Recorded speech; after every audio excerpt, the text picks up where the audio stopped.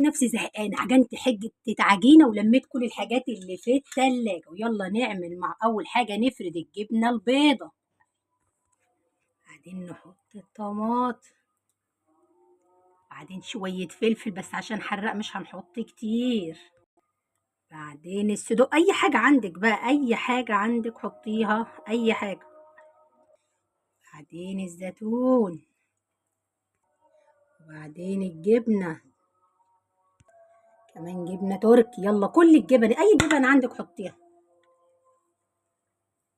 كله كده ارمي ارمي ارمي، هتطلع حكاية ورواية. بصوا كمان، بصوا بيتزا بيتزا من غير حاجة.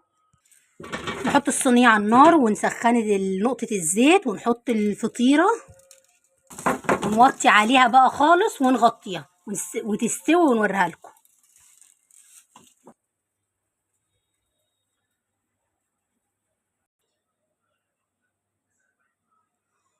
جمال،